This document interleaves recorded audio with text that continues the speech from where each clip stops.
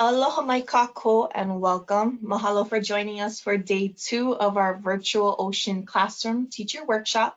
This webinar is hosted by the Hawaiian Islands Humpback Whale National Marine Sanctuary and is in collaboration with the Waikiki Aquarium, Papahanaumokuakea Marine National Monument, and the National Marine Sanctuary of American Samoa. So I am Cindy Among-Sorao, one of your hosts for this webinar, and I am a staff member with the Hawaiian Islands Humpback Whale National Marine Sanctuary based on the island of Oahu. I am joined by Alan Tom, the superintendent of the Hawaiian Islands Humpback Whale National Marine Sanctuary, who is based in Kihei on the island of Maui. So here are a few GoToWebinar tips for folks who are unfamiliar with the virtual platform. As a reminder, during the presentation, all attendees will be in listen-only mode. If anyone is having audio problems, normally it can be resolved by checking the audio tab. In your control panel, you want to be sure you have selected the correct audio output, computer speakers, headphones, etc. Otherwise, it is likely the bandwidth of your internet connection, which is known to cause delays, audio and/or video connection errors.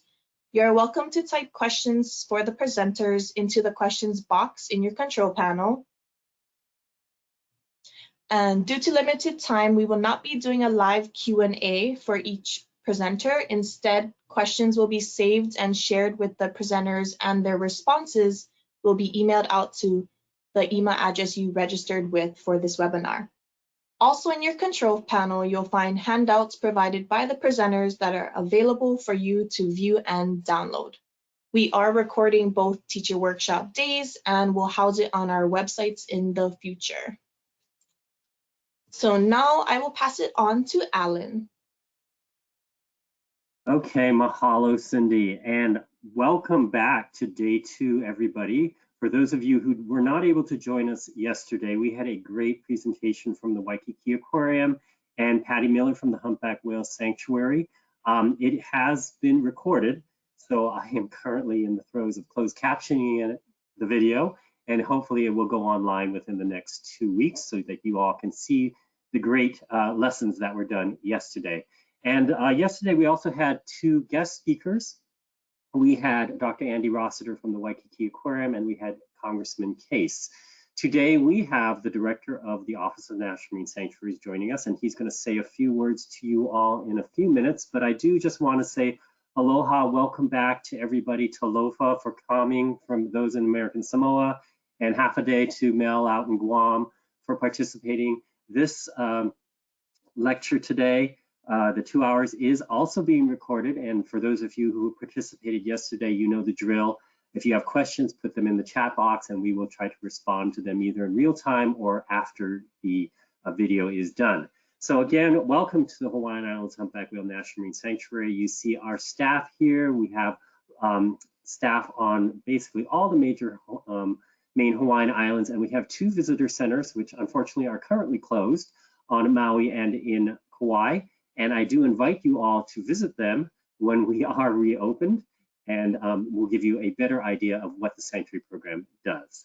So next slide, Cindy. I believe there is no next slide. So I want to introduce our director, Mr. John Armour. He is in Washington, D.C., which is where our headquarters is located. And John, if you can turn your video on, there he is. John, we have invited you to say a few words to our teachers and educators and general public who have participated with us today. John? Yeah, right on. Alan, how's my audio? Is it sounding okay? You sound clear. All right, thanks. Aloha, talofa, everyone. Good morning. As Alan said, my name is John Armour.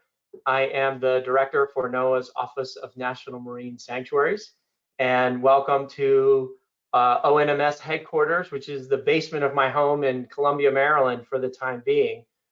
But I really appreciate, Alan, you giving me an opportunity to come on and say a few words to everybody. I really, really appreciate everything that you guys do, and you all taking a moment to learn about National Marine Sanctuaries.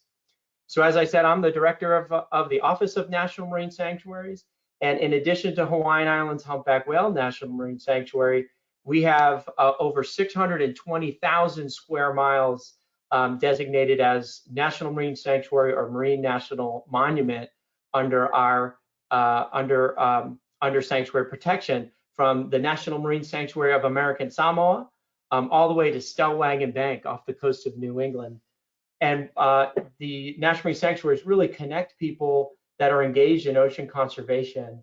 And in my view, webinars like this are extremely important because reaching out to educators and therefore the youth is so critical. It's not just a mandate of the National Marine Sanctuaries Act, but it's a critical component to how the way we manage and the way we protect these special places.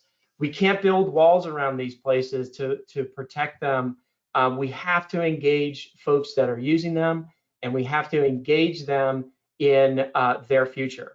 And so one of the key ways to do that is to educate and to connect with teachers and to connect with their students as to the importance and the relevance of protecting these places in the ocean, and why that's and help understand why that's important for them. But then we also learn an incredible amount about what is important and how can we change our management philosophy to meet those needs. And so it's a real give and take relationship, and so it is incredibly important. And then just the last point I'll make, and then I'll get you back on your webinar, is that right now is an incredibly exciting time to be engaged in ocean conservation and the National Marine Sanctuary System, because the National Marine Sanctuaries Act, the National Marine Sanctuary System, is turning 50 next year. In October, we will celebrate our 50th anniversary. And that is an opportunity for us to really think differently about how national marine sanctuaries commit to the broad goal of ocean conservation, but also to community well-being at a local scale. And we're thinking about things about, like, how do sanctuaries contribute to adapting to climate change? How do sanctuaries contribute to racial equity and justice, diversity and inclusion? How do we make sure that our workforce and the ocean conservation community is reflective of the communities that rely on the ocean? And finally, how do we make sure that we're doing a good job engaging tribal and indigenous cultures who have been managing these places for millennia? How do we make sure that our management approach is respective of those practices? And how do we make sure that we're respectfully using tribal and indigenous knowledge? So it's just, like I said, it is just an incredibly exciting time right now to be part of ocean conservation and part of the National Marine Sanctuary System. And I'm really pumped. I'm really glad you're doing this webinar. I wish you the best of luck to Alan and Patty and Cindy. Good luck with this webinar, and I can't wait to hear how it goes. So I think with that, Alan, I will turn it back over to you, sir. Okay, mahalo, John. Really thank you for taking the time today. I know you are extremely busy, but I hope you can stay on for just a little bit, or as long as you can, or at least watch the video after it is closed caption, because your staff from both Papahanaumokuakea and the National Marine Sanctuary of American Samoa have created some really great lessons today. So that's just a teaser for all of you other people out there on the line to stay tuned, because I've already previewed some of the lessons from today and they're excellent. So I'm going to introduce our first speaker, which is Andy Collins, and he is the education specialist for Papahanaumokuakea, the largest marine national monument in the United States. And Andy is going to introduce his team. Andy is on the big island of Hawaii, which is apparently getting a lot of rain right now. And he is also the coordinator of the visitor center there in Hilo. So if you have not visited Mokupapapa Discovery Center, well, actually you can't right now because we're closed, but you have a standing invite to visit when it is reopened. And I do have to say it is one of the best visitor centers we have in our National Marine Sanctuary System. And I have seen basically all the visitor centers. So I give a kudos to what Andy and his crew have done there. So Andy, welcome. And please introduce your team. Please introduce your team for us. Okay, mahalo, Alan. Just want to make sure are you seeing my presentation? Or is it just a blank screen? Just a blank white screen currently. Okay, let me just get this set up first. Okay. Now I see. Okay, great. And you see my webcam? Yes. Okay, all right. Well, aloha kako. I'm Andy Collins, and I am the education coordinator for Papahanaumokuakea Marine National Monument.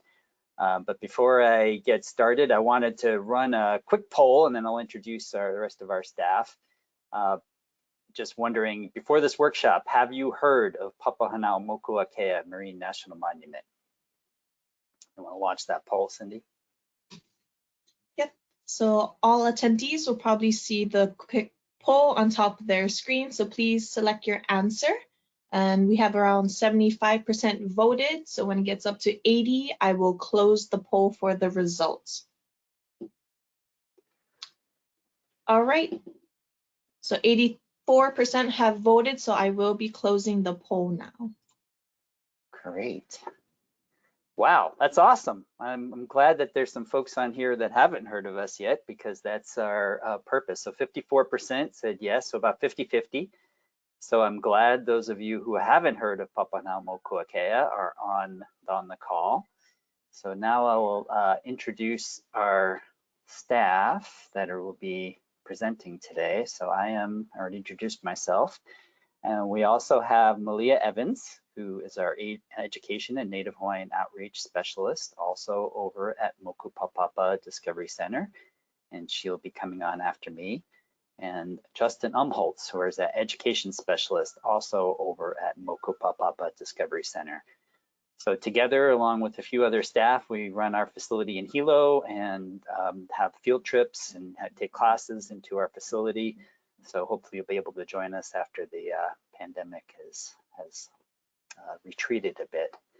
But first, Papahanaumokuakea. So we are the most remote archipelago on the planet here in Hawaii. And Papahanaumokuakea is the northwestern 3/4 of the Hawaiian archipelago. And it represents the most remote part of the most remote archipelago on Earth. So you can see the distances. We're several thousand miles from continental land masses. And as such, that's contributed to our very unique flora and fauna that we have in Hawaii. And we're the largest fully protected area on the planet, 582,000 square miles of ocean and islands and deep reefs. So it's a vast area, and it extends out to the exclusive economic zone of the United States. And it represents some very unique habitats. You can see this map here. We go from high islands in the southeast all the way to atolls in the northwest. And these are the only atolls in the United States, the main 50 United States. And the name Papahanaumokuakea came from the Hawaiian legend of the creation of the Hawaiian Islands and the creation of the Hawaiian people. These are two deities. Papahanaumoku was the Earth Mother, and Wakea is the Sky Father. And these two deities came together and created the Hawaiian Islands and the Hawaiian people. And that's where the name of Papahanaumokuakea comes from. And it symbolizes kind of the birth of the Hawaiian Islands. We have a very complex management structure. We're managed by 7 different management agencies. I work for NOAA and the Office of National Marine Sanctuaries, but we also have our fisheries group within NOAA, who also co-manages the monument, the Department of the Interior and the U.S. Fish and Wildlife Service, the State of Hawaii, and the Office of Hawaiian Affairs. So together we cooperatively manage this place and integrated permit structure to manage access to that area. And it's a very unique structure, but it provides very strong protection for that place. And we've had really strong support over the last 100 since 1903. 1909 is actually the first protection put in place by President Theodore Roosevelt, protected Midway from bird poachers. But over the years, over 100 years, we've had support from many different presidents, including President Obama, of course, and President Clinton, President Bush was the one who established the Marine National Monument in 2006. President Obama expanded it in 2016. Clinton kicked off the whole protection for the Northwestern Hawaiian Islands in 2000. So we've had a lot of presidential support over the years. And so that contributes to a lot of the successes that we've had. We've had amazing successes. We're celebrating this year 15 years of success as a Marine National Monument, and also 5 years as an expanded Marine National Monument. And so we're gonna have celebrations throughout the year on this. So keep an eye out for special events we'll be hosting. We're also a World Heritage Site and the only mixed natural and cultural World Heritage Site in the United States. We're only a handful of mixed natural sites, cultural sites in the world, which really puts us on par with things like the pyramids of Egypt or the Serengeti of Tanzania. And part of the reason why this area is so special is that it's one of the last real predator-dominated coral reef ecosystems on the planet. You can see here this giant tiger shark about to munch the albatross, but the place, the Papahanaumokuakea, is dominated by these apex predators. And it also has many threatened and endangered species that we protect, such as the green sea turtle. Almost 97% of them return to the Northwestern Hawaiian Islands to nest, and the Hawaiian monk seal, the Iliaholo i Ka'ua'ua, that you heard about yesterday from Mary at the Waikiki Aquarium. And we also have many endemic species. In some areas of the deep reef, almost 100% of the species are endemics, meaning founding only in the Hawaiian archipelago. So that's extremely unique across the planet. And it's just amazing wildlife. This is a picture of Midway when all the albatross have returned to nest. You can see it's albatross as far as the eye can see. We're the largest tropical seabird rookery on the planet. On Midway, when all these albatross come in, there's 1.5 million of them on these tiny, tiny little islands. We also protect some very unique cultural sites, such as these heiau or religious sites on Mokumanamana, and those are those uprights you see in the distance. And today, this area is revitalizing Native Hawaiian culture and voyaging. So this is a picture from Hokulea looking at Nihoa. They use Nihoa, these tiny islands, as training grounds now for upcoming navigators to be able to find these places, these tiny little islands. We also have many threats: plastics, marine debris, invasive species, climate change, some of the other things. We're doing a lot to try to manage those. In fact, we have a marine debris expedition leaving this month to go remove debris from some of those islands. And of course, you can't visit our Mokupapapa Discovery Center, but you can go on Google Street View. We had a partnership with Google and brought up their trekker and mapped out a number of these islands, so you can virtually walk around several of these land areas in the Northwestern Hawaiian Islands. And hopefully you'll come visit us in Hilo at our beautiful Mokupapapa Discovery Center. We have a 30,000 square foot facility with a very large coral reef tank, 3,500 gallon coral reef tank, and many other unique exhibits in English and Hawaiian. We also have a few complete curriculum. Well, this one's Winged Ambassadors. You can see the URL, we'll post it in the chat as well, but you can download the entire curriculum for free. It's grade 6 to 8 with extensions for 9 to 12, and it is aligned with the next generation science standards. And one of the benefits of the pandemic is that we also have been doing a lot of webinars. And so we have a PDF in the handouts for you to check out some of the previous webinars. You can essentially conduct almost an entire university course just on the webinars that we've hosted in the past. So again, mahalo for joining us, and I am going to turn it over to Malia, who's going to present some wonderful activities for you to share in your classroom. Malia, I'm going to turn it over to you. All right, Andy. So I'm going to get my presentation up so that you all can see. Let's see. All right. Are you able to see my first slide? You need to put it in presenter mode. Okay, it's not in presenter mode? There you go. You good? Oh, okay, it was, right? Okay, let me go back. Probably just a little bit of a lag.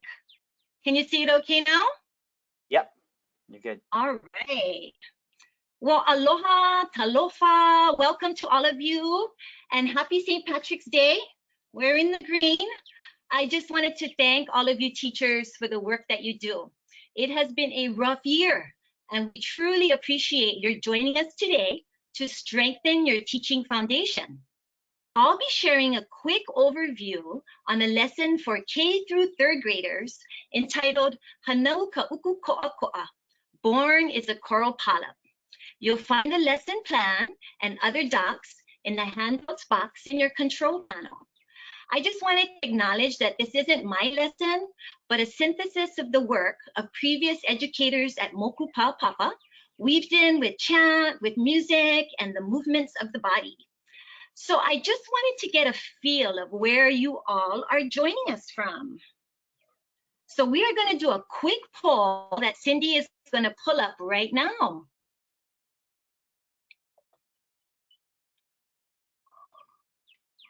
All right, everyone. So the first poll you'll see on your screen is, do you live in Hawaii? So once we get around 80% of the participants voted, then we will close the poll and Malia will see the results. All right, a few more seconds to get your polls in. Do you live in Hawaii? All right, so I'm going to close the poll and then share the results. Okay, so we have 27%. So about a third of you live in Hawaii and about 3/4 of you do not. And you know, there's a reason why I wanted to find out like who everybody is and where you're from. Are you able to see my presentation? Because I can't see it. Not yet. It still says the poll. It might be still lagging a bit. Do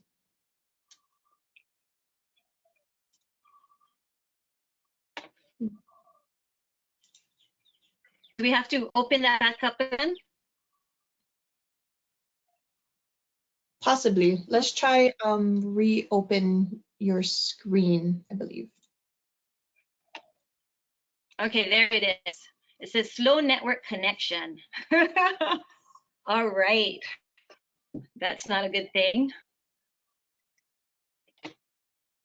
Let's try that again. Thank you for your folks' patience. Sometimes we have technical difficulties, and we will try to get that presentation back up. Okay, so what do you recommend for this? If you can't see my presentation, should I try and... If you want, Malia, would you want me to try see if I can present it on my end? That might work. Okay. Let's try that. Thank you for your folks' patience. Sometimes things happen and we just have to go with the flow. All right, I'm seeing the screen. Thanks so much, Cindy. So we can go on to the next slide. So the reason that I wanted to know where you all are from is because this lesson is rooted in a Hawaiian cultural perspective where nature and culture are considered one. Hawaiian culture is a living, vibrant culture, and Hawaiian values and perspective are deeply woven into the fabric of society. So if you had come into our center at Moku Papa as a class to visit us, we usually begin our educational time together with an oli, a chant. So I'm going to chant an oli entitled Puka Mai Kala I Kumukahi that was composed by Ke'oni Ku'oha. I have the words on the slide so you can follow along.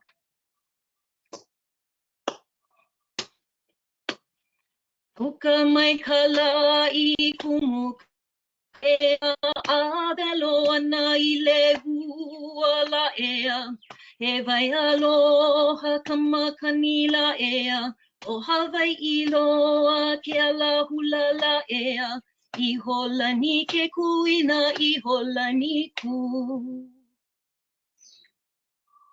Mahalo. You can forward that to the next slide, please. So oli or chants has many functions. And you can click it one more time. We chant to set the space for a'oaku, a'omai, which is a Hawaiian term for the giving and the receiving of information and ideas, a reciprocal flow of knowledge. We chant to ask permission to enter a space, to thank people, the gods, or the ancestors. We chant to share knowledge, to recount history and our genealogy. Traditional Hawaiian society was an oral culture, and important information was embedded into the chants, the songs, the poetry, and memorized and transmitted through countless generations. So the oli that I just chanted conveyed so much information in just 5 sentences. You can go ahead and forward the slide, please. It tells us about the movement of the sun. And click one more time. The sun, Kumukahi, which is the easternmost point of our archipelago, which is in the first picture, is the first place to see the rising of the sun. The sun sets in the west toward Lehua, a small crescent-shaped island north of Niihau, which is in the middle picture. In many chants, the points of Kumukahi in the east and Lehua in the west are used to show the all-encompassing expanse of the Hawaiian Islands. The chant tells us the name of a wind, the refreshing white aloha, and an ocean current named Hawaiʻi. The chant conveys to us the name of the oldest island in the Hawaiian archipelago, Ho'olaniku. So who would need to know these kinds of data or information?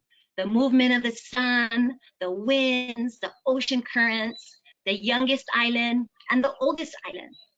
So normally at this time in the lesson, I would ask the students, who do they think would need to know this kind of information? And because this is a virtual lesson, we created as a virtual lesson, we'd have students either write their answers in the chat box, or we or the teacher would be calling on them. So we have the answers there, and most times the students are really, really bright and answer that it's voyagers. And traditional and contemporary Hawaiian voyagers need to know about the natural phenomenon that will get them to and from their destinations. So we can go to the next slide. So what I try to incorporate into every lesson is traditional ecological knowledge, or TEC, which is what we looked at in the previous chant. So TEC is a multi-layered understanding of the interdependent relationships between people and the natural environment, where nature and culture are one. It's also region-specific historical knowledge that is alive and adaptive, like the Hawaiian culture. There is an inextricable link between TEC and Indigenous language and culture, because we know that language is a carrier of culture. Unlike Western science, TEC doesn't focus on a single scientific or environmental factor, but looks at the whole picture, a holistic perspective that sees the interconnectedness among all life. So we have our poll number 2, and Cindy will be bringing that up.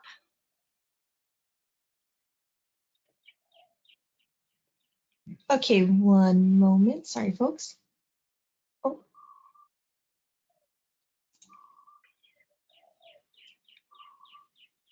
Okay, so folks should now see the poll. Are you familiar with the indigenous lands and people in the area that you live or work in? And you have 3 potential answers. So folks, get your votes in. I'll wait a few more seconds till we get around 80% of all attendees voted.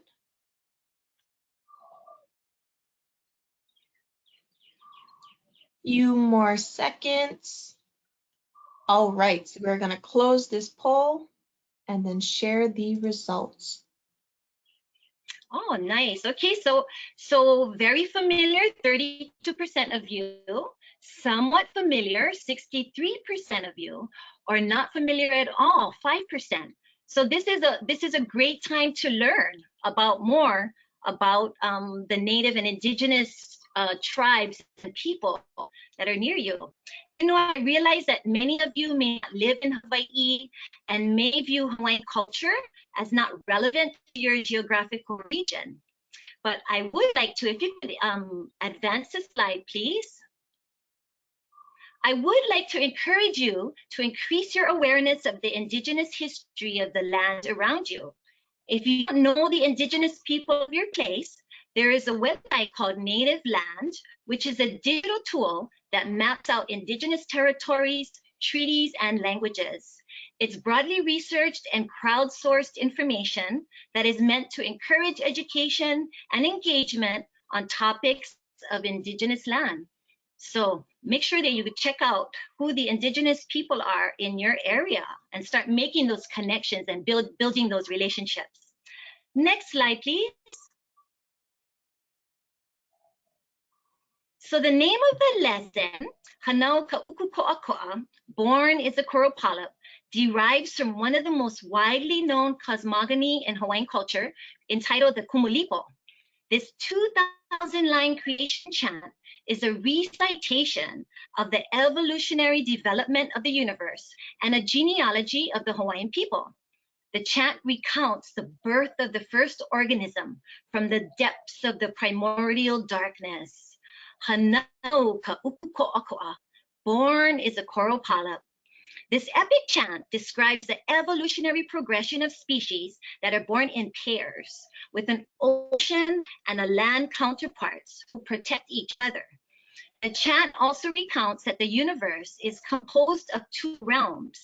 Po, a place of deep darkness reserved for the gods and the ancestors, and Ao, the realm of light where the living reside. It establishes genealogical connections of the Hawaiian people to the flora, fauna, and natural phenomenon and environments of Hawaii. So when I'm doing a lesson, I don't go into those kind of details, but I try to make it understandable for the students. So remember, this is like K through 3rd grade.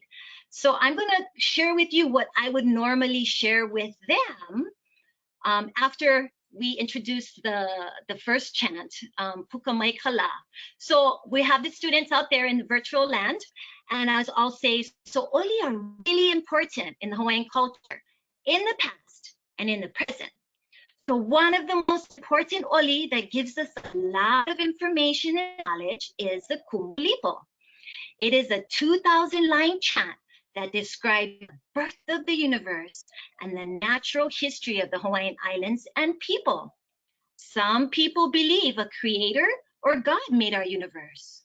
Some people believe that the universe was created from a big bang, an explosion 13 million years ago. In Hawaii, our Hawaiian ancestors believed that life first emerged from the lipo, the deep darkness. And our ancestors recorded this knowledge in the Kumulipo.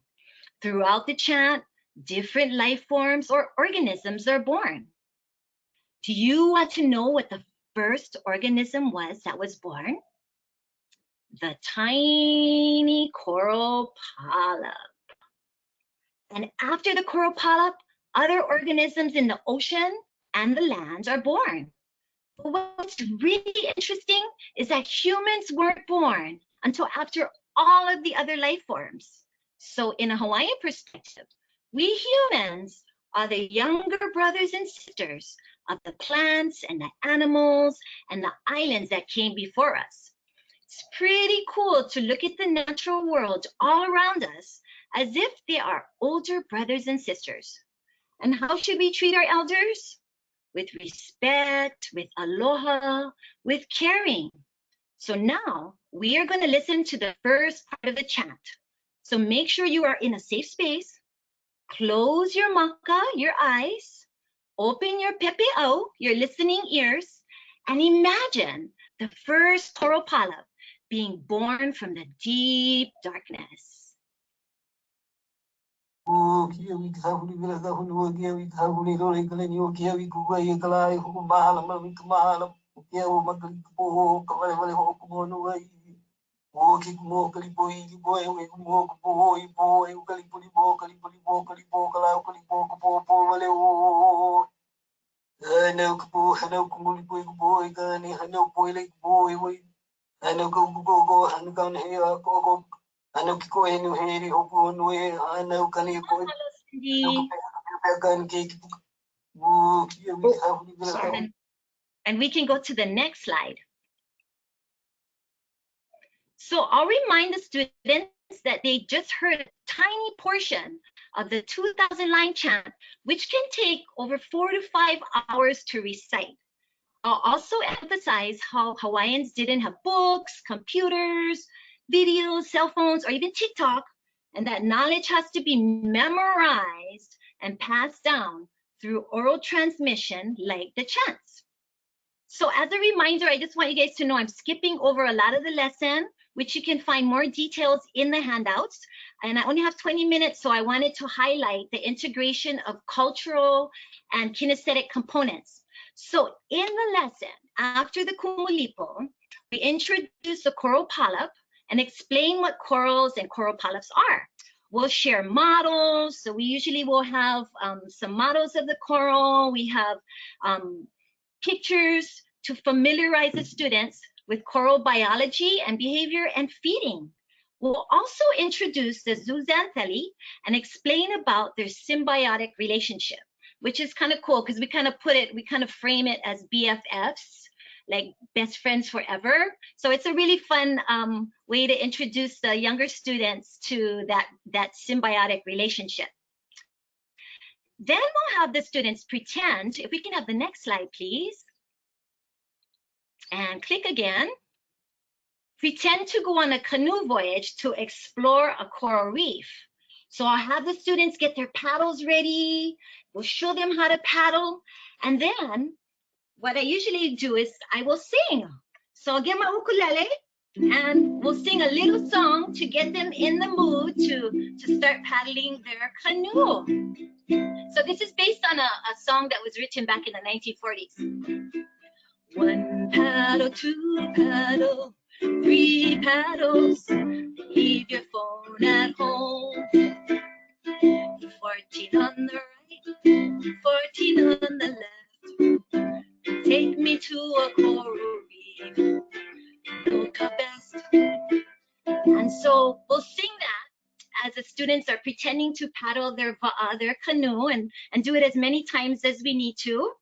And I put the words and the chords in the handouts, but you can substitute a song that you know. You could do like row, row, row your boat, or just make words up and just be creative. It's always fun. Kids love that age, you know, to sing and dance and move.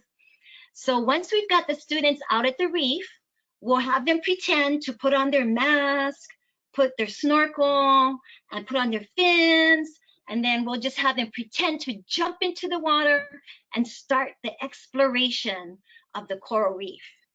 And this is when we ask them, like, what are you seeing? Or what are you experiencing as you are snorkeling along the coral reef? So next slide, please. So after this discussion, we'll ask the students if they want to see real coral polyps up close. And we'll share a coral close-up video so they can see the beauty and the variety of the polyps and the zooxanthellae. The link to the video is in the lesson plan. After the video, we review what they've learned so far and then move on to making the coral polyp. So next slide, please. So the instructions are in the lesson plan, and there are also handouts on making your own Play-Doh and the prep needed to make your coral polyps. You'll find that all in the handout section.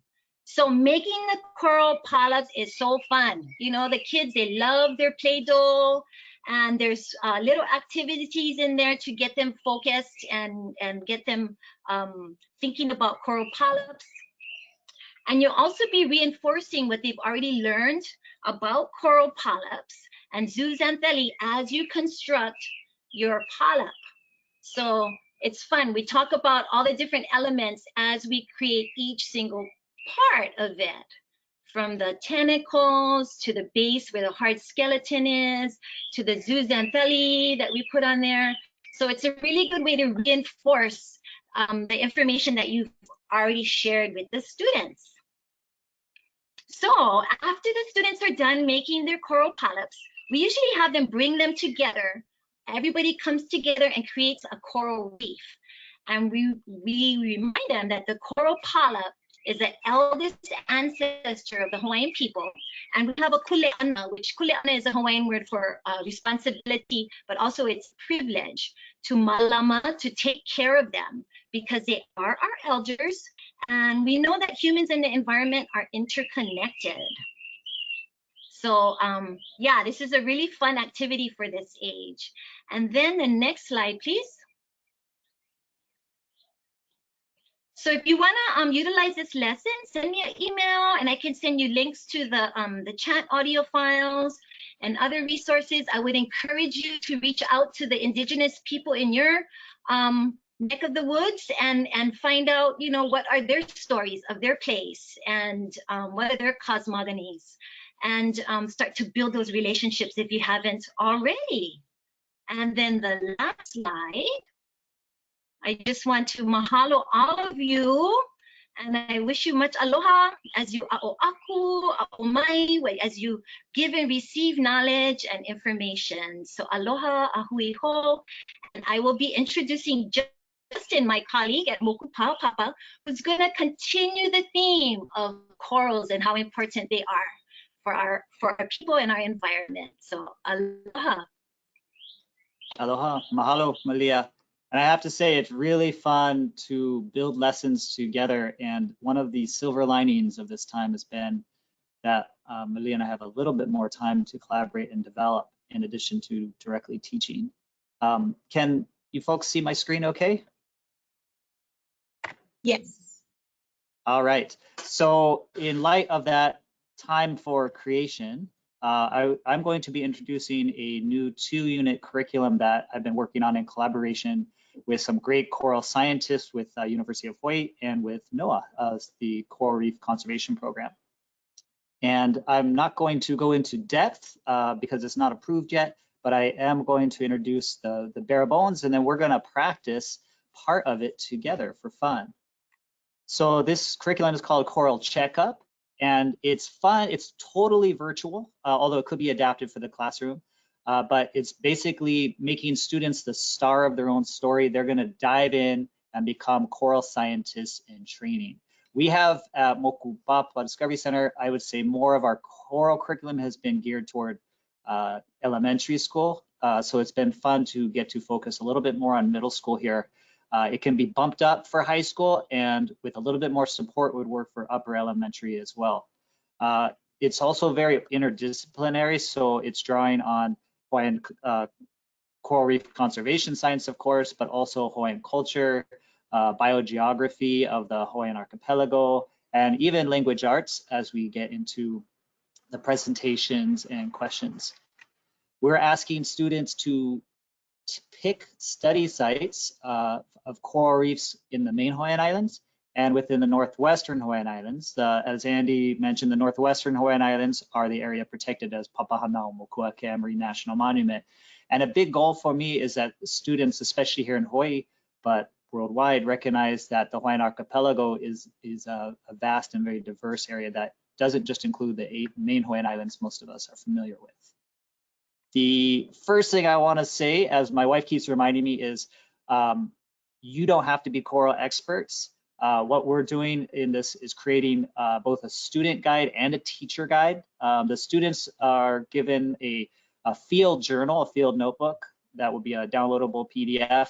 And so they have step-by-step instructions, they have hyperlinks, everything they need, and also closing questions and assignment activities to move them along the way. So if you're not teaching synchronously, it should also work asynchronously. And then there is a teacher's guide, and that teacher's guide includes behind the scenes information for you, but also an answer key so that you have a guide for this to help you along the way if you're not as familiar with coral reefs. I'm just going to give you a very brief overview of the 2 units, and then we'll do our fun activity. The first one, Unit 1, is really focused on kind of what a scientific diver would do. It's building their knowledge of the sites. It's called Searching for Coral Bleaching Across the Hawaiian Archipelago. And so students, after they've selected their sites, they're using online resources that we provide to get them into the biocultural and historical research for their sites so they have a better connection and understanding. And there's some really cool tools that are online through NOAA and NOAA partners, including immersive 360 videos and 3D models, just to name a few. This is the rundown that you're seeing here of the Unit 1. And so you can see in lessons 1 and 2, it's really about just beginning to connect to these places. What is coral bleaching? What is coral? What are coral polyps?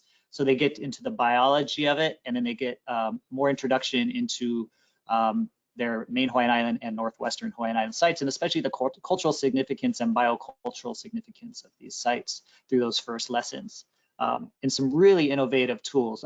I got to collaborate with Dr. John Burns through the University of Hawaii. He's also worked with NOAA, and also Dr. Paulo Marin with the NOAA's Office of Coastal Management. And they have some very innovative tools that students were able to tap into. Once students get through that main kind of introductory research, they are going to be doing their very own coral reef surveys using real reef images collected by Dr. Burns, by John Burns. And you get to select how difficult you want it to be. The image you're seeing here on the right is the more challenging one, where students, just like a science diver would, are swimming a virtual coral transect or line. And then where these squares are, these quadrats, they are using these smaller squares within to help estimate the percent of coral bleaching that they're seeing, the whitening of the coral. And they'll learn about all of what coral bleaching is, so don't worry, you don't have to know the details of that. But overall, I should say, for those of you not familiar with coral bleaching, it is basically a sign of coral polyp stress. They're losing that symbiotic zooxanthellae or microalgae that's in their bodies that provides a lot of energy for them. So the students close with a class presentation where they're taking that interdisciplinary research they've been doing and their on-the-ground virtual coral bleaching survey, and they're presenting how their sites are doing from the 2 areas and what they've learned.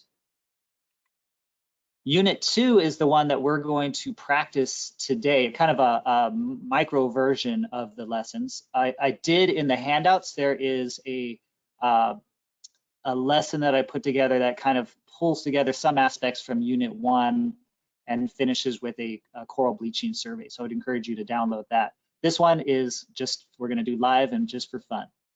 When we get to that aspect of it, what I'm going to ask you to do is type in your responses in the question box, and then Cindy is going to moderate and share back with me what you're sharing, since we are limited for time. All right, so Unit 2 is having students take a step back. It's called Reading Satellite Data and Seeking Solutions. And there are some incredible tools that students can access, in this case, NOAA's Coral Reef Watch, where they are going to be seeing near real-time global data that they can learn to analyze.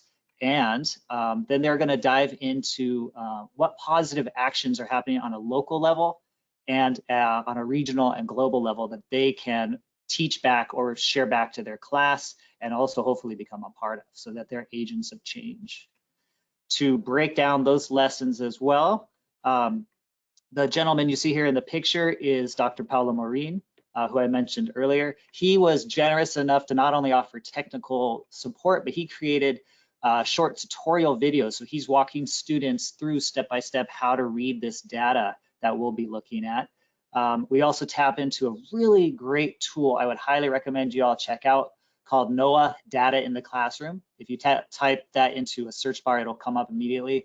We're tapping into their coral bleaching model as one of the introductory pieces, but they have learning modules on sea level rise, on El Nino, on ocean acidification, just to name a few. So great resource. And once they learn how to read these maps, then they're actually going to apply what they're learning to their study sites. So the idea being that these coral reef areas, especially within Papahanaumokuakea, are incredibly vast, hundreds of thousands of acres of reef.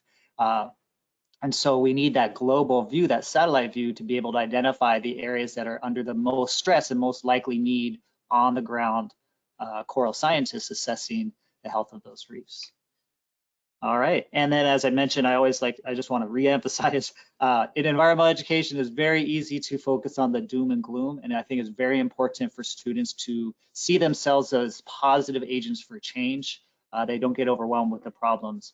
And so that last lesson is really a heavy research project that you could decide how big you want to make it, but I would encourage you to spend a good amount of time there. And they're focusing on topics that are introduced, various challenges that folks are working on around coral health.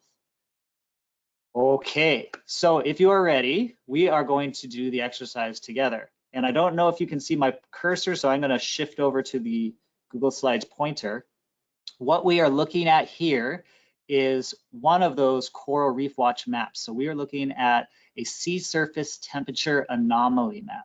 And so basically the satellites are able to measure sea surface temperature across the ocean, not to a huge degree. At this point, I think we're looking at about a 5-kilometer resolution, but it's able to give us a sense of what the sea surface temperature is. And then as it gathers data over time, it determines what the average temperature is for any one area. What we're looking at is more applicable to studying coral bleaching. Coral bleaching, one of the major stressors for corals to get bleached is from heat stress. And so we're going to be focused on heat stress here. And climate change has had a huge impact on more frequent and more intense heat stress periods across the ocean. So that's what kind of the big message students are going to be seeing here. What we're also looking at in this map is sea surface temperature anomalies, meaning that we're looking at the differences. It looks like I may be experiencing network problems. Is everybody still getting me okay? Yep, we can hear you and still see your slides, Justin. Okay, great. Okay, so sorry, I got sidetracked by the big warning. So what we're looking at in this map is it's showing us when is the temperature different, either hotter or colder than that average. So it's really a simple thing, but it's a really powerful tool. So we're gonna do a first practice here. And this is the kind of stuff that Dr. Paulo Maureen is teaching the students how to do through his tutorial videos. And we really move slowly and do a step-by-step introduction. So on January 27th, 2021, let's take a look at what the differences from the average temperature were. So what I want you to do, and I'm going to forward here so my pointer doesn't get in the way. There we go. What I want you to do is take a look at this legend, which is degrees Celsius. You can see on the right, we've got the hotter degrees Celsius, positive above average, over here below average. Type in the question box, what is happening here in this blue area? What can we learn based off of the legend?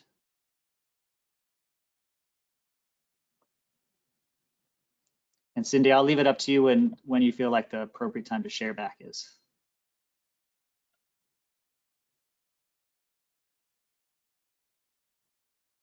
Okay, feel free, folks, to enter in your question box what you think with the image. So take a look down here at this legend, and this has a color associated with temperature differences. So take a look at this blue area here and just type in, let's say, just type in what temperature difference from average you're seeing. All right, so we got a bunch of answers. It looks like a majority of folks are saying it's slightly cooler than normal, between 1 to 2, 0 to 3 degrees Celsius. So cooler waters, cooler temperature, possibly El Nino or upwelling. All right, we've got people analyzing the data too. I love that. So you can see how many other lessons you could do just from this data. So just as a reminder, we're only looking at 1 day, and temperature variations from average are completely normal. So we're going to be moving more complex from here, but let's do another practice. So here is the Hawaiian archipelago. The Northwestern Hawaiian Islands are out here. It's a little harder to see. But let's start. Since I am based, all of us at Moku Papapa Discovery Center are based in Hilo, Hawaii. Tell me what's happening right around Hawaii Island, or this big island here.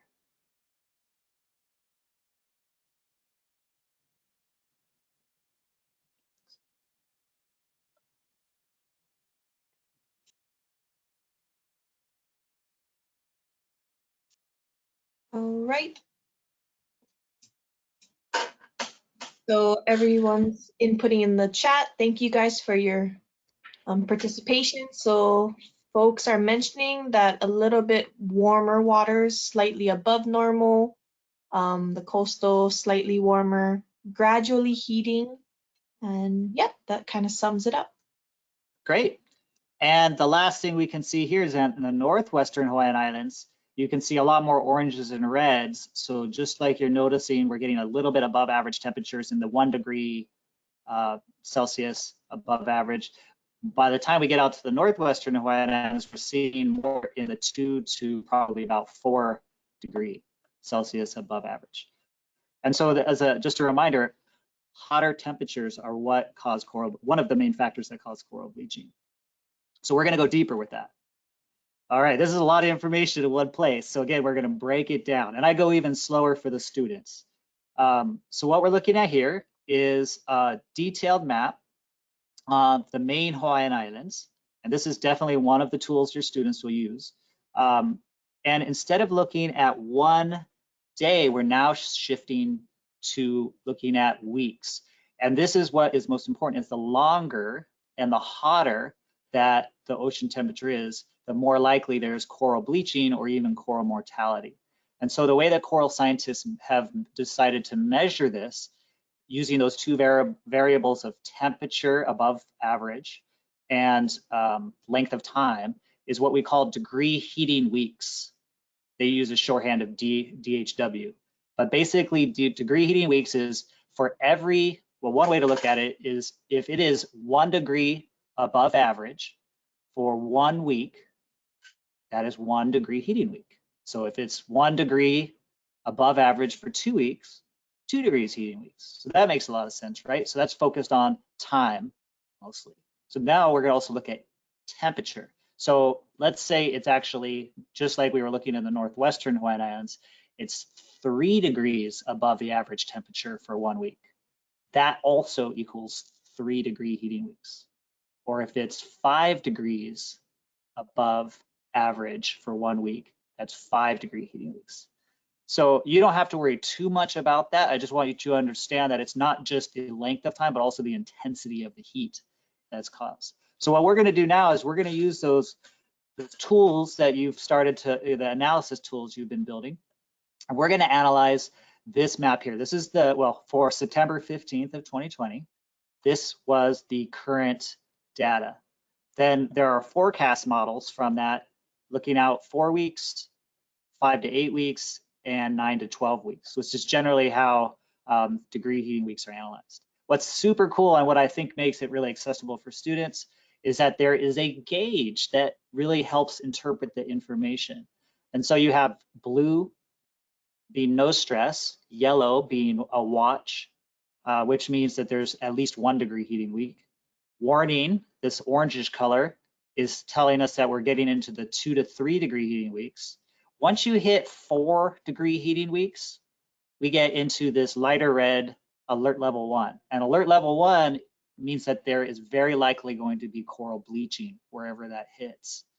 Once we get past 4 to 8 degree heating weeks and we get into that 8 and above, that's when we go to alert level 2. And alert level 2 is coral mortality, coral death is likely.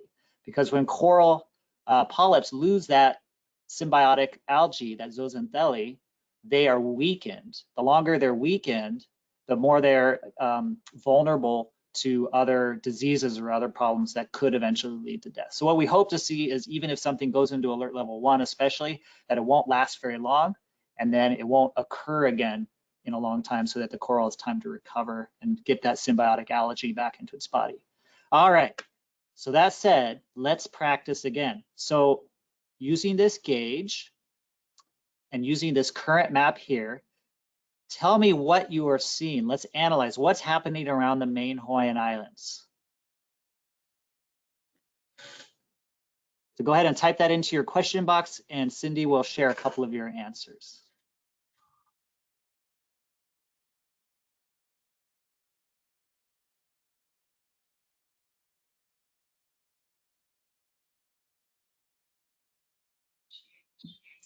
Still waiting for folks to, Oh, okay, here they're coming in now.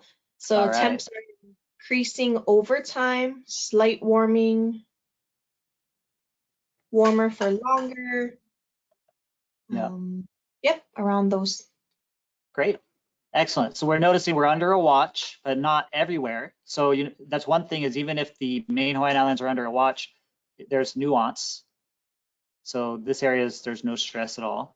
But we can also see that there's some warmer areas that are north of Hawaii, at least at this point, that have at least enough degree heating weeks to be shifted to a warning. But nothing that we have to worry about too much right around the islands. Okay, so now we're gonna bump. I'm gonna skip weeks 1 through 4 forecast, and we're gonna bump to weeks 5 through 8. And so this right here, the third gauge down, is the associated one.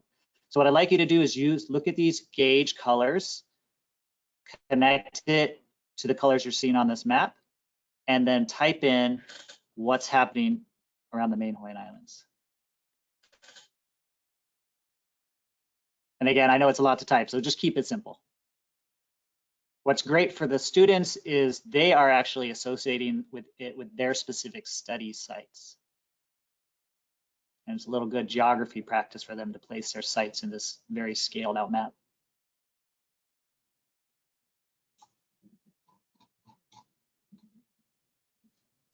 All right, so we have some northern islands is red to deep red, encroaching warmer sea temps towards Hawaii. Warning, unsustainable. Water is getting increasingly warmer over time. Yeah, so we very nicely done. We're seeing encroaching alert level 1 and even alert level 2 here up farther north of the archipelago. So yeah, this would be something that right now we're still under mostly a warning. We're not expecting to see coral bleaching yet, but if this movement and buildup of heat continues, we would be likely seeing coral bleaching in the main Hawaiian Islands. What I want you to notice is this one red dot right here off of the east end of Maui. And so as a coral if you were managing a coral reef, a protected area, this would be somewhere I would want to send out our limited resources, our limited scientists and boats and all of that, because right here, it's saying that part of the Hawaiian Islands is likely experiencing coral bleaching. Remember, that's what alert level 1 is. Everywhere else, it looks like by the time we hit 9 to 12 weeks, has escaped relatively unscathed. But you can see there was even a little bit more degree heating week buildup off of more of Maui and into Molokai there.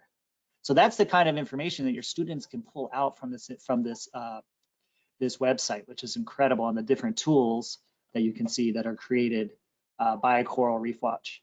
The last thing we're going to look at, which will really help your students get a better long-term perspective about the impacts of coral bleaching on their sites, is this time graph down here. And so I'm going to forward and focus on it. So sorry, it's a little blurry, but it'll be this control panel won't be in the way. So what we ask students to do once they have looked at their sites and identified kind of how to read the maps that we were looking at, is we want them to really think about it over time, because it's the more that there's these bleaching events, the higher stress to the reefs and the more likely that they will die or become more severely impacted. And so it's not in the screen capture I did, but right under here, there is a drop-down menu so your students could change the dates to different 2-year ranges going all the way back to 1986. And so, oops, sorry about that. So one of their assignments is to go back and do that for the main Hawaiian Islands and Northwestern Hawaiian Islands and identify the years where there was more significant alert level 1s and alert level 2s. So you can see for 2020 over here on the right, there really wasn't any significant alert levels. We know that there were very small little areas, and I think that this little red line here is sort of indicating that. But for the most part, they would just skip that. They wouldn't need to go deeper. But in 2019, oh my goodness, you can see it was a tough year for corals. Here in August, we had already built up degree heating weeks to a bleach warning. And then right here, it looks like right about September, we had hit this dotted line here, which indicates 4 degree heating weeks. And we had entered alert level 1, which, reminder, is bleaching likely. And very quickly, we had bumped up past that 8 degree heating weeks mark And by October or late September, we were in significant mortality likely alert level 2 before the temperatures dropped back down pretty rapidly with the onset of winter in the Northern Hemisphere. And so as your students, what they would want to do is then go back to that map we were looking at of the main Hawaiian Islands and focus on these months because we need more detail. So let's go back to October. And I chose the date October 8th, 2019, just because it seemed like it was right in the middle of that alert level 2. And since we're looking in the past, we don't need to look at the forecast models. Let's just focus on what the data was right then. So I'm going to zoom in on that. All right. So again, I'll give you a little more time here. There's a lot going on, but using this top gauge right here, take a look, and I'll give you actually another bit of information because I flashed through their study sites pretty quickly. So if you were a student and you had a study site here, your study site would either be right over here, just north of Ni'ihau is the island of Lehua, the small island. That's one study site. Right here, Kaneohe Bay is one study site. Kiholo or Puako over here on West Hawaii is a study site. And right over here, Waiopai, which unfortunately lava covered in the 2018 eruption, is a study site over here, but that's still wanted to keep that in because it was such a beautiful area. So with those areas in mind, let's do some quick analysis. So type in your question box, what are you seeing? You can just pick one study site if you want and just maybe add, let us know that in your response. So what is happening? And anybody who would rather think meta and wants to just talk about what you're seeing for the whole main Hawaiian Islands section of the archipelago, feel free. But this is the kind of analysis that your students will be walked through very carefully with those tutorial videos and with the kind of the slow scaffolded questions that we're doing in assignments.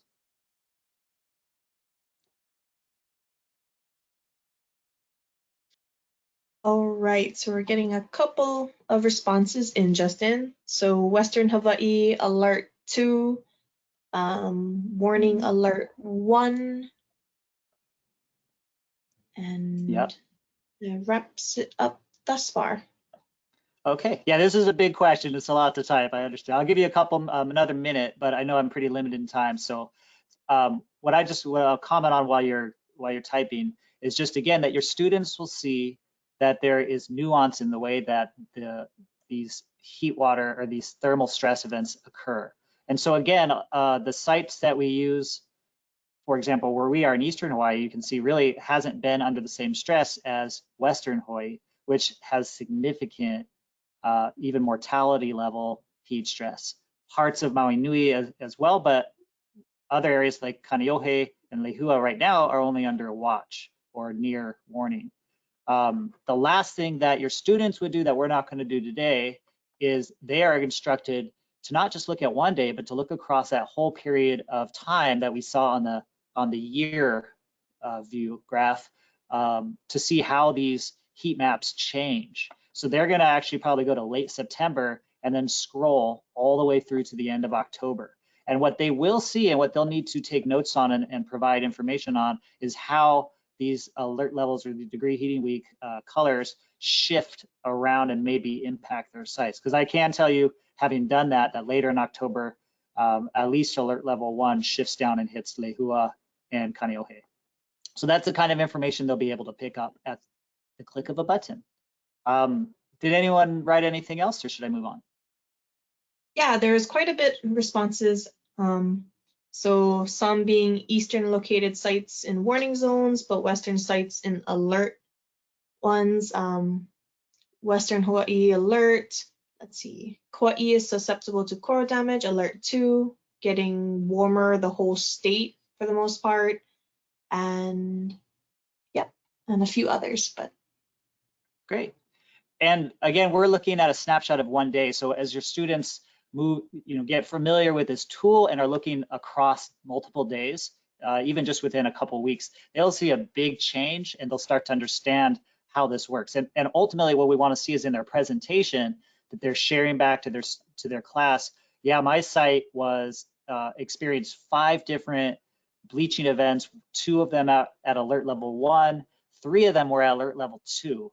So I'm really, concerned about the, the bleaching and even mortality that would probably have occurred in this area, and we would need to do a lot of on-the-ground assessment to be able to see what happened. And they'll get a little taste of that with the actual Unit 1 surveys that they do when they actually look at the reefs and assess bleaching. But again, that would only be a snapshot. All right, so I better wrap it up, but this is still a work in progress. Just there's so many moving parts. My target is to get this through the approval process and ready for you by the summer of 2021, in which case we'll have it up on our website under our education section, which is on the Papahanaumokuakea.gov website. And if I can get that all done on time, we will be putting the word out for a teacher workshop in late summer, hopefully before you start school again, to walk you through all of the details. I will put my email address in the chat box here after I finish talking, so I can let folks move on.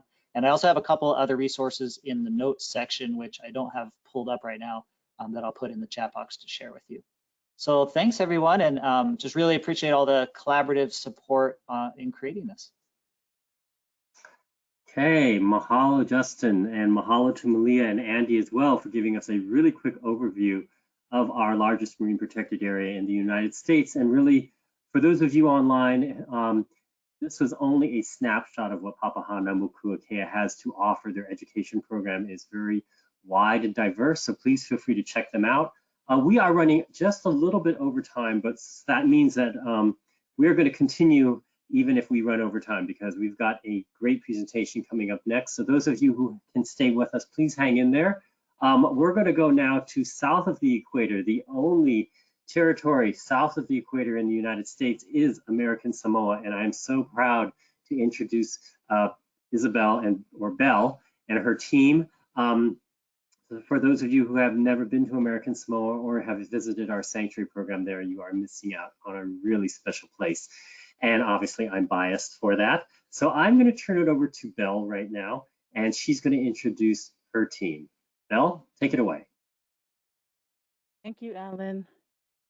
Talofa and good morning, everyone. On behalf of National Marine Sanctuary of American Samoa, we are pleased to be here to share some of the resources we have here available at the National Marine Sanctuary of American Samoa. I am Isabel Halatuituia, Education Coordinator. And Ese? Sorry, I'm Ese Taofe. I am the Education Outreach Assistant. Hello, everybody. My name is Yosefa Siatu'u. I'm the Fiscal Admin Assistant here at the National Marine Sanctuary of American Samoa, and we make up the education team. For the sake of time, we'll start our presentation with a quick agenda. First, Ese will be sharing or talking about briefly about our National Marine Sanctuary of American Samoa. And then Josefa will be talking about a lesson plan that we have available here. And I'll be sharing some of the education resources and opportunities. And then if you guys do have any questions, you can email it to either one of the three of us. Before I do pass the time over to Ese, can Cindy share the poll for everyone? We would like to know where everybody is tuning in from. Cindy? All right. So right now, folks should see a poll. Where are you tuning in from? So there's American Samoa, Hawaii, USA, somewhere in the Pacific, and for anybody that's international, feel free to choose other. So we'll wait till around 80% of our audience has voted, and then we will close the poll and share the results. So we'll give it a few more seconds.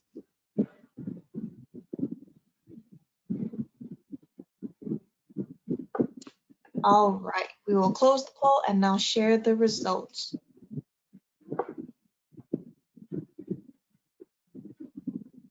So if folks can see, around 40% are from the USA, 37 in Hawaii, 13 American Samoa, 5% somewhere in the Pacific, and 5% for other. Wow, welcome everyone.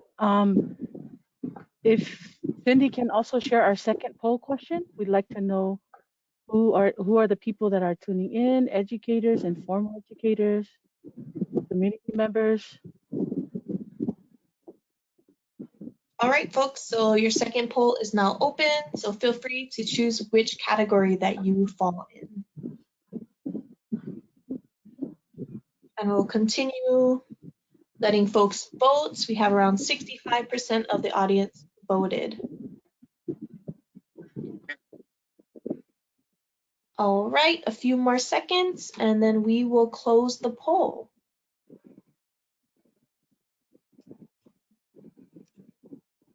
And here are the results. Around 47, so around half of the audience is informal educators, a quarter being formal educators, 6th to 12th grade, 7% being students, and 14% being community members.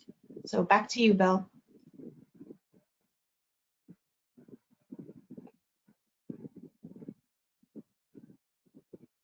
Thank you. Ese? Hi, I'm trying to share my screen, but I don't know why it's not showing. No, I got your screen, Ese. Oh no, oh sorry, what I meant is the camera. Oh, okay. Sorry. Okay. Thanks, Val. So prior to becoming the National Marine Sanctuary American Samoa, or NAMSIS, as we like to call ourselves, we began as Fontana Bay National Marine Sanctuary, which was established in 1986, comprised of 0.25 square miles. After 26 plus years, the program underwent a management plan review as required by the National Marine Sanctuary Act, and this took place from 2008 to 2011 over an extensive process that led to a selection of sites, a draft, and then a final EAS management plan, and finally a federally registered rules.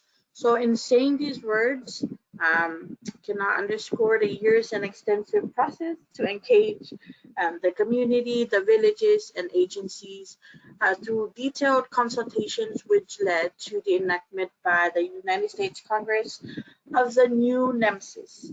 So you may ask, why these specific sites? Well, they were selected through a rigorous consultative process based on ecological, historical, and cultural values to arrive at picking the candidate gems deserving of protection and projection of importance as sanctuary areas. So unlike other programs, our site is co-managed with the American Samoa government, and together we aim to work closely with communities adjacent to the sanctuary units in accordance with Samoan cultural traditions and practices. So our sanctuary has the highest biodiversity in the National Marine Sanctuary System. It consists of 250 fish species, 150 species of corals, 1,400 invertebrates, and 30 seabirds. You will also find numerous sea turtles, dolphins, whales from time to time, as well as reef sharks. So what you are seeing here is a map of all the sanctuary units in American Samoa, as well as the scale map and the distribution of the sites. For more information, please visit our website, americansamoa.noaa.gov, to explore some of the other cool resources and other information we have on our website. Okay, back to you, Belle.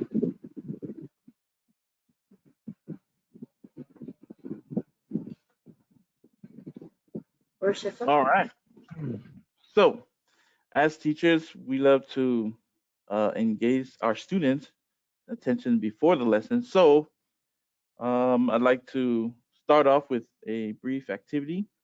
I'd like to ask everyone to utilize our chat box and tell me, what do you see in this photo and where was it taken?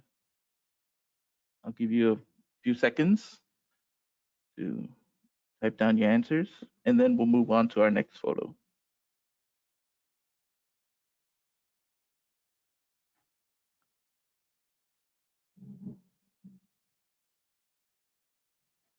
All right. Next slide, please, Bill. Okay. So take a look at this photo. And again, I'd like to ask you for everyone to utilize our chat box and type in their answers. So between the two photos that you saw, the first one and this one, what do the two photos have in common? I'll give you guys a few seconds.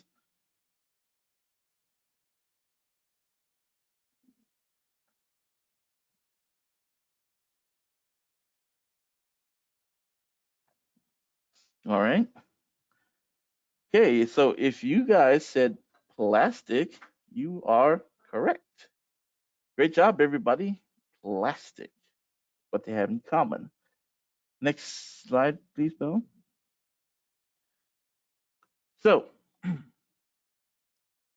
plastics are polymeric material that has the capability of being molded and shaped, usually by the application of heat and pressure.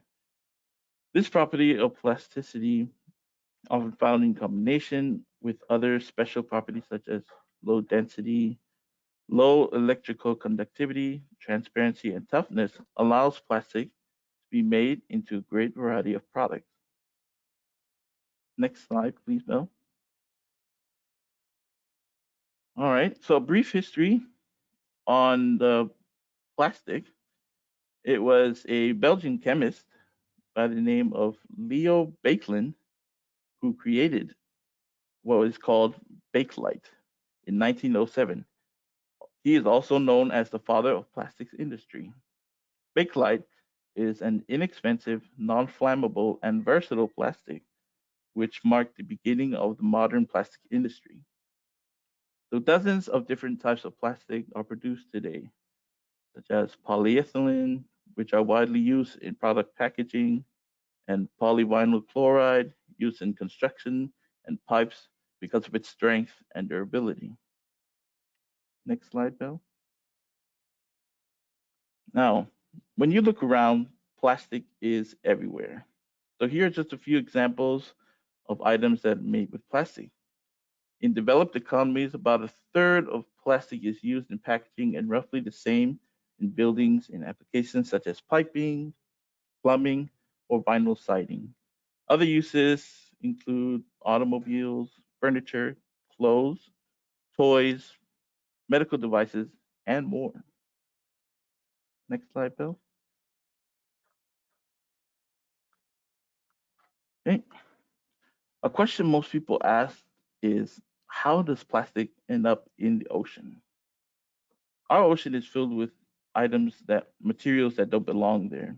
Large amounts of trash, from rubbers to metals, derelict fishing gear enters the ocean when they are not discarded properly. Trash doesn't always make it into the trash bins. Some will end up in the ocean, and a big percentage of the trash are plastic. Next slide, Bill. Thank you. Marine animals often mistake plastic for their natural foods.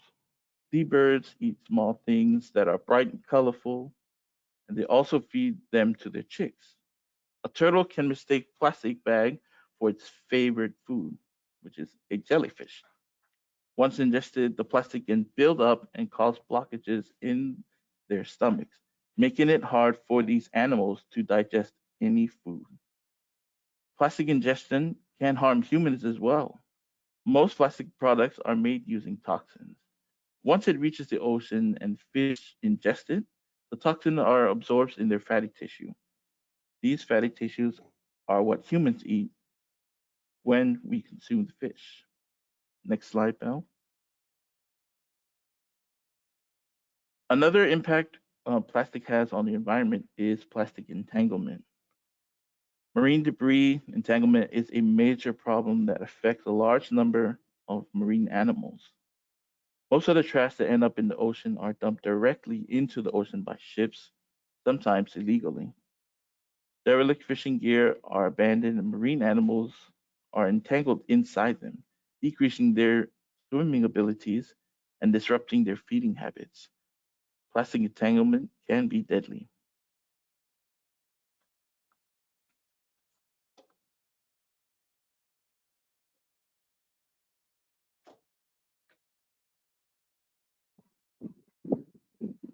Okay, thank you, Sifa.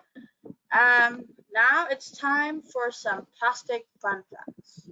Now, I don't know if anyone already knew that underneath the drinking water bottle or whatever type of container or bottle you'll see or drink or whatever you touch, there's a triangle recycle symbol underneath those types of containers. But have you ever wondered what the triangle recycle symbol represents?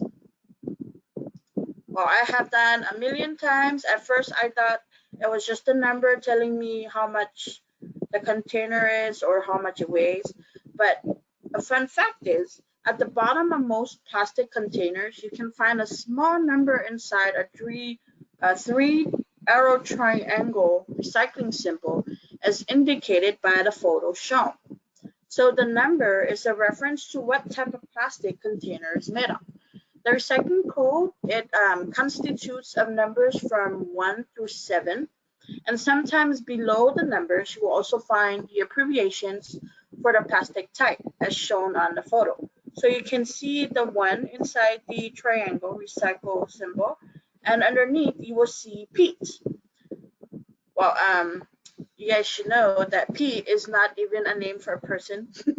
It's peat is actually a abbreviation for the type of plastic called polyethylene terephthalate. And most containers that contain number 1 is made up of that type of plastic.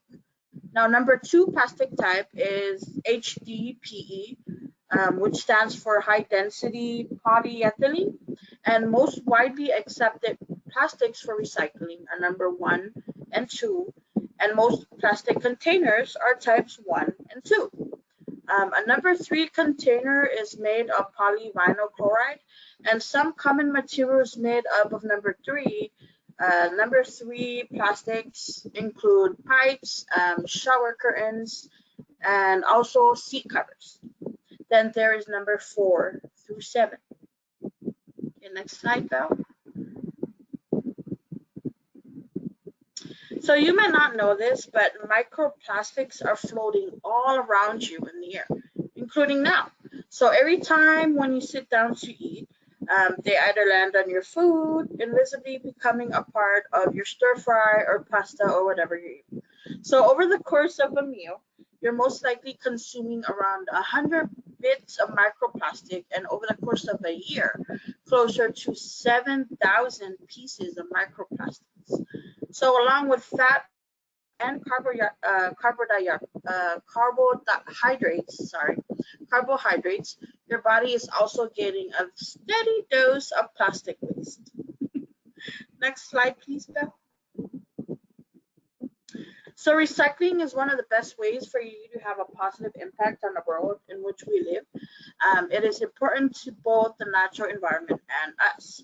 So it is crucial that we must act fast as the amount of waste we create is increasing all the time. 1, an increase in wealth means that people are buying more and more products and ultimately creating more waste.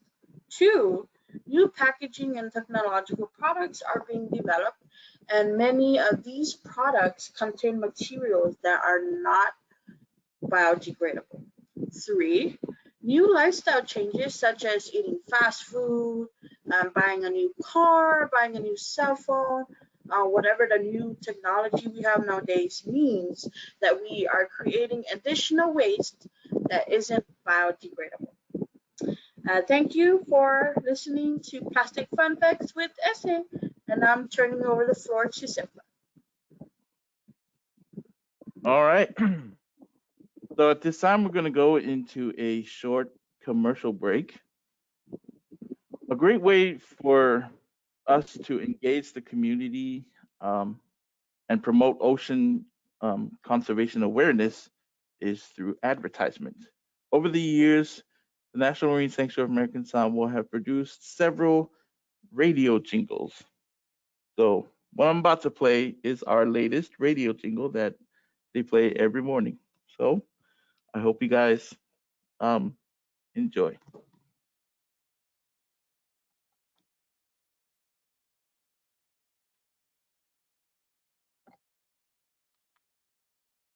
With another one. Woo! National Marine Sanctuary of American Samoa. With another one.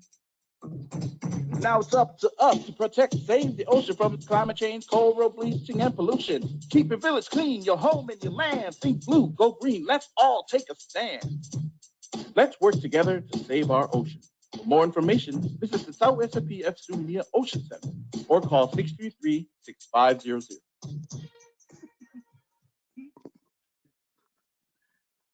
All right, I hope you guys enjoyed the jingle. So back to you, Belle.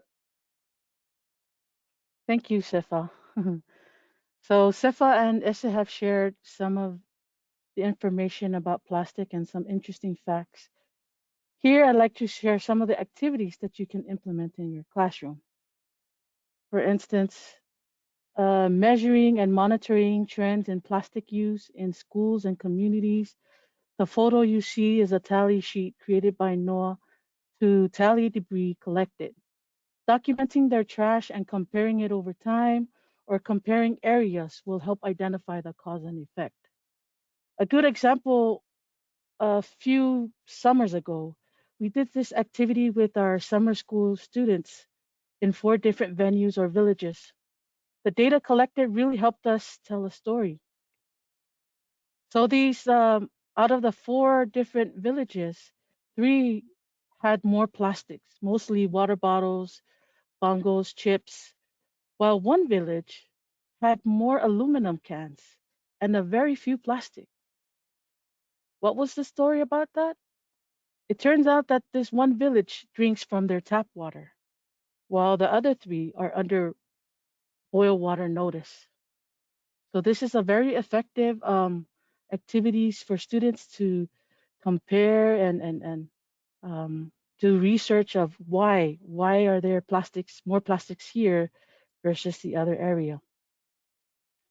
Another activity or what you could do with your students is have them write a paper or give them guided questions. Like, for example, what do you know about your waste in your village or your community? How does your village deal with their waste? Give them guided questions. Like, where does your trash goes? Do you burn your trash? Does it go to the landfill? Can you recycle most of these?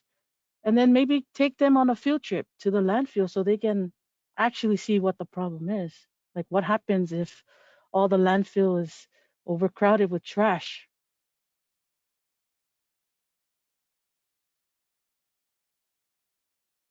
Another activity is students sifting the sand through the sieves and then sorting out anything that's caught in the sieve on their trays. Similar to the trash tally activity, I know Essa talked briefly about microplastics. While sorting through the debris that was caught in the sieve, students can recover pieces they found on the data sheet and using their own judgment to categorize this debris based on the ID card provided. Having students share what type of microplastic they recorded and then predict, or before giving this tally sheet, have them predict what do they think that they're going to find in the sands or in the ocean. This is problematic for marine wildlife, can mistake them for food. This activity can be extended by sifting other beaches or comparing results or even nearby streams, sifting water, or even dissecting fish and other marine animals to find if there are any microplastic inside of them. And I know our friends here from Hawaii that recently presented, they have tons of lesson plans as far as dissecting birds and fish and whatnot.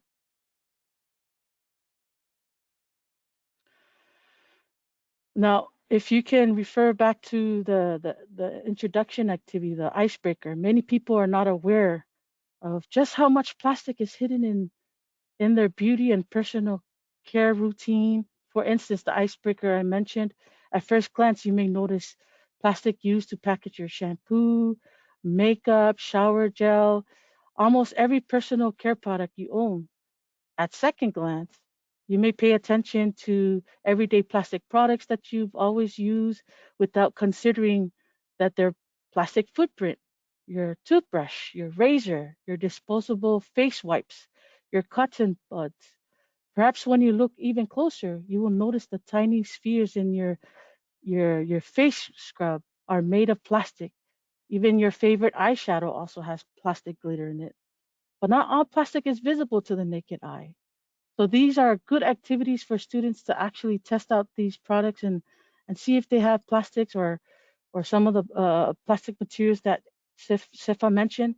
Many people are not aware of how much plastic is hidden in our beauty, but not all plastic is visible, and even smaller than that are nanoplastics, which are so small that they can pass through human skin.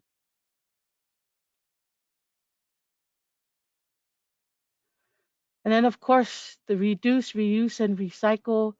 As you can see, this photo here is a picture of a school that wanted to make a difference in their school by starting a recycling center at their school, even school cleanup, integrated with other content areas. For example, I know a lot of times before COVID happened, we would go and visit schools, and a lot of the trash that we notice are simple, those milk containers, the plastic for the straws.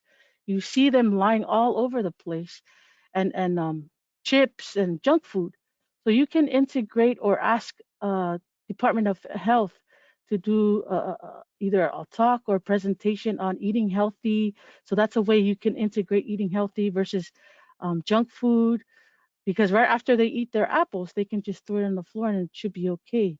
But it will compost over time versus plastic. It's very hard. You're unable. It's going to be there forever. Another one, like Sifa mentioned, PSA or a documentary, good for high school students. We've done this in the past for our Youth Ocean Summit, where we share all these information with our students, and they're given an opportunity, because nowadays kids love to do or record videos or uh, music, raps like what Sifa created, challenging them to create a PSA on their own and hopefully go out and share with the media some of the things that they created. And then start a zero waste or ocean guardian club. I know some of you folks have heard or participate in Zero Waste Week or Ocean Guardian, or here in American Samoa, Ta'iala Olesami, where each schools organize or put together, create a project-based opportunity for students to create projects that they can make a difference in their environment, whether it's trying to uh, teach students not to use straws, or instead of using plates, they can use, as you can see photos here, you can also integrate culture, where students in American Samoa, or people here in American Samoa, before plates, plastics, foam plates, we used to have ma'ilos. So that's another content area that students can also integrate with science, is having them create or weave ma'ilos. Back in the days, we used toothpicks or the hard part of the coconut to eat with or use our hands and so forth. So there's a lot of opportunities out there. You teachers know your students best and what works for them. So that's it about our plastic lesson activities, but I do want to share some of the different education and resources opportunities that we have here. This slide shows you the different opportunities we've worked with teachers and students as far as capacity building and supporting them in classrooms and whatnot. One of the most successful programs that we have here is our ROV program, and it really started in 2018, where a group of high school students wanted to come here, and their teacher wanted to come here and make a difference here and share how to build ROV, underwater remotely operated vehicles, with our local students. And it became very, very popular reach to a group, a nonprofit organization, Marine Advanced Technology Education Center. And they were so inspired and wanted to come here in 2019. They came down here and did a teacher workshop, a 5-day teacher workshop. And I see some of the teachers that participated in that workshop. And this is just to build capacity so that these teachers and students will take what they've learned into the classroom. And we're glad and happy that we have the resources, we have the support, and now these teachers and students are working together to build an ROV team so they can participate in our first MATE American Samoa regional competition here last week of April or the beginning of May. So right now, our programs are currently target at high school level, but we're still working on bridging our high school to the college level. And then hopefully come 2022, we're hoping that the elementary students, if we get a lot of interest in the elementary schools, hopefully they'll be able to participate, and then we move the high school students to the other level or tier of the regional competition at MATE. The Ocean Center has been a huge asset here in American Samoa, not only for visitors, but to learn and discover ocean conservation in the territory. The main exhibit you see here is a sphere hung from the roof in a 3 suspension line.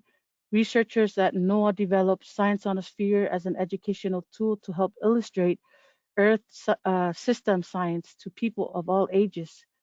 Sometimes when we have data or we would like to share some of the, or localize some of the stuff that we have here, sometimes we post videos and data, so that way students and teachers can appreciate not only the sphere, but the data. It makes it more interesting and engaging. So animated images of atmospheric storms, climate change, and ocean temperature can be shown on the sphere. And we're happy to announce that we now have included another exhibit. It's the Science on a Sphere's little brother, Science on a Sphere Explorer. And I know at Mokupapapa they have this. It's a flat version of the Science on a Sphere. It still captivates, and it's a wonderful tool to communicate and create public awareness of climate change and other environmental issues to the public. So you can go online. They also have these awesome lesson plans, and the teachers can create their own data sets and then let us know how we could accommodate them and make it more integrated into their lesson. Since 2018, we also have we're able to give over 1,300 people an experience to dive in the National Marine Sanctuary System without getting wet. So we have this immersive and engaging nature virtual reality goggles, and it's been helping us show the impact of climate change and motivate to inspire people to make a difference or make a change. Right now, it's currently closed, but all our Ocean Center is a good way to, or a place where students can visit and appreciate science in general. Now, supporting our teachers and educators is very important to us. A lot of times, people forget that the biggest influence in a child's education is you, people that are tuning in, educators. And if the teacher really does not have the passion to teach and doesn't know what he or she is teaching, then there goes our hope of molding Samoan scientists or Hawaiian scientists, marine biologists. With that said, we've created a sanctuary resource library that has kits and lesson plans and DVDs available to help them teach and expand on various science topics.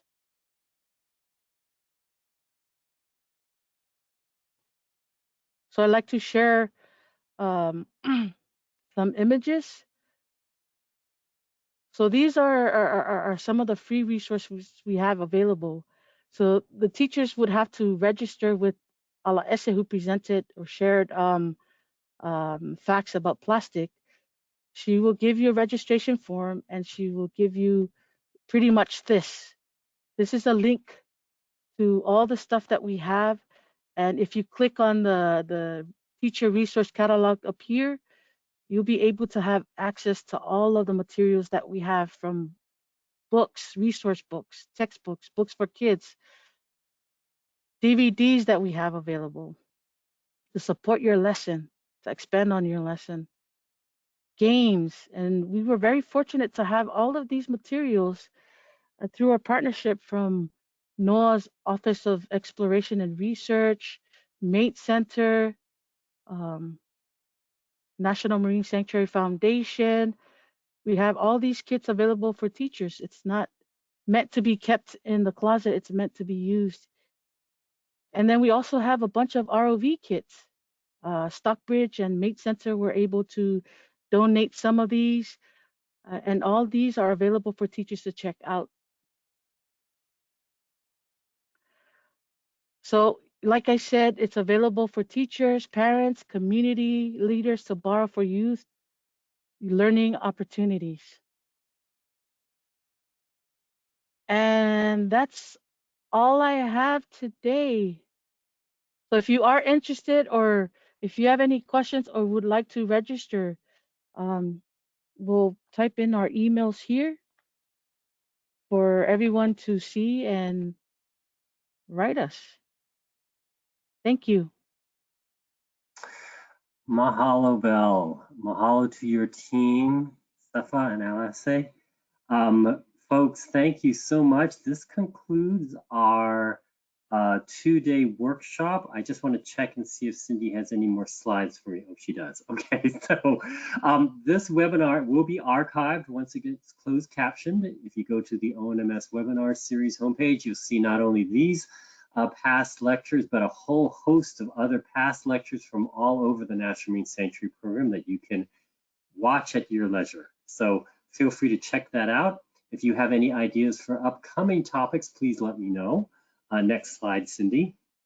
I believe the next slide is going to tell you that you get 1 credit for attending today's workshop. Yep, and I will send it out sometime today to all of you who have registered today. So again, thank you for sticking with us. And our next slide, I believe, is an upcoming event. Well, it's not an upcoming event, is that if you are an educator, we definitely want you to complete the survey. You all should complete the survey, but especially if you're an educator, please help us make these programs better. Next slide. And I think the next slide is some upcoming talks that we have. So yes, Brian Hawk will be talking about, again, Papahanaumokuakea, some of the alien species, the introduced species that are probably plaguing this National Marine Monument. So you can go online and register for that.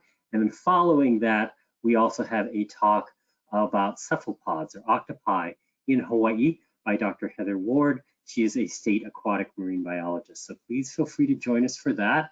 And I do believe that is the last slide. So I want to thank everybody for hanging in there with us. I want to thank our speakers, and I especially want to thank Cindy for facilitating all this. Please feel free to keep interacting with us and send us emails with questions or however we can get our information out to you. NOAA has a lot of information in all our different offices. You just sort of have to dig through our home pages and find it. So please let us know if we can help you. Again, thank you all for joining us, and please keep up your good work. Mahalo.